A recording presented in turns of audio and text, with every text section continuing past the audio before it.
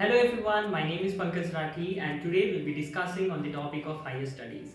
Most of the students after completing their engineering, they would like to pursue their graduate in abroad.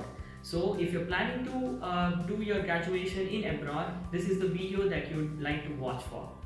So most of the students, when they like to go to abroad, they will not have any clue on what to do. So the first step that you need to remember is you need to have a passport. The passport is a very important document when you apply for abroad. The second most important thing is the IELTS score if you're planning to go to countries like Canada, Australia, New Zealand and some more other countries. And if you're planning to go to US and Germany and many other countries like that, so you need to have another score called as GRE. So GRE and TOEFL is a combination of two tests, so you'd like to have those tests as well. So this is the second part. The third part that you'd like to have while applying for the abroad universities is your statement of purpose, that is called as SOP, the letter of reference, that is called as LOR. SOP is nothing but what you have done in the entire life from your higher education to your 11th and 12th and your undergraduation. So basically you have to mention your projects, your interest, that why you want to apply for the higher education, that is why are you intended to this particular subject. Suppose you are applying for Masters of Computer Science. So why are you fascinated towards that subject? So you need to mention that details. You need to mention your milestones achieved. If you have written any technical paper, you need to mention that as well. You need to mention about your projects, your final year projects. And you'd like to also mention about the various achievements that you have received in your entire curriculum of your studies. So this is the thing. That is the statement of purpose.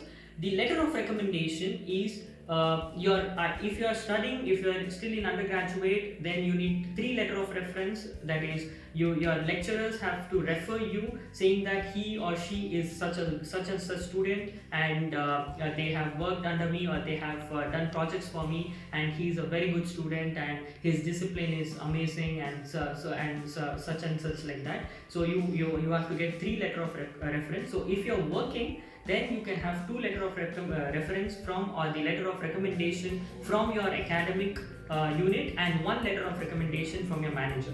So this will help you a lot when you are applying for your higher education.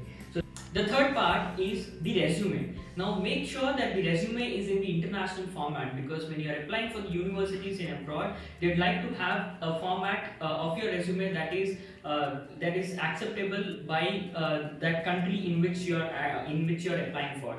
So this is about the SOP, LOR and the resume.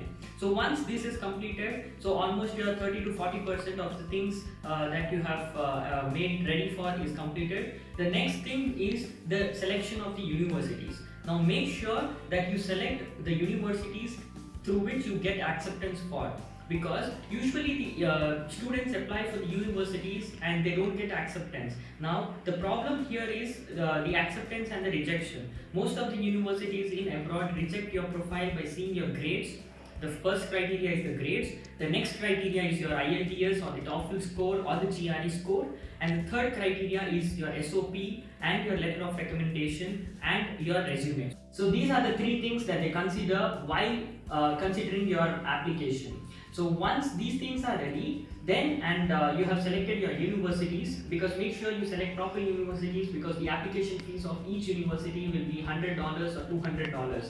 So $100, and when you convert to INR, it will be ranging between 8,000 to 15,000. So make sure that you select the universities in which you pretend that you will get the acceptance letter. So these things are ready, and you have also selected your universities. Then go to the portal and see here criteria. The criteria means the eligibility, whether you are eligible to apply for those universities. So if you're eligible, then go ahead by going to the application portal and submit your application. So when you're submitting your application, most of the universities don't require the documents then and there. So you need to enter your basic details, you need to enter your passport, and you need to passport number, you need to enter your education details, and these are the basic details that you need to enter. So once you submit the application, after 3 days or after 4 days or maximum after 7 days, that is after 1 week, you will get the login credentials from the university. So once you get the login credential, you will have to upload all the documents such as the undergraduate, it begins with 1st to 8th semester marks card. You need to have the engineering certificate, that is the Bachelor of Engineering, that is completed the Bachelor of Engineering. You need to have 12th marks card, that is the transcript, the final transcript. You need to have 10th marks card. So these are the documents that you need to submit. Upon that, you need to also submit the statement of purpose. You need to submit the letter of recommendation. The letter of recommendation will not be submitted by you, but you need to mention the email IDs of your manager or your teachers. So if you are giving your academic letter of recommendation, you need to mention the email IDs of your lecturers, and they will get a link to submit the letter of recommendation. So this is the most important thing. So make sure that you give the proper email ID, email address of your lecturers or your manager. So once this is done, you will be asked 3 or 4 questions. Now these 3 or 4 questions may depend upon why do you want to choose this course, like why do you choose this course, have you done any project on this course, and similar questions like that. So you need to answer in 150 to 200 words or maximum 500 words.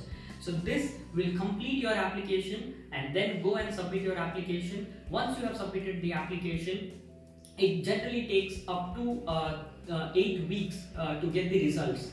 So it usually gets 8 to 10 weeks to get the result from the university whether your application is accepted or not.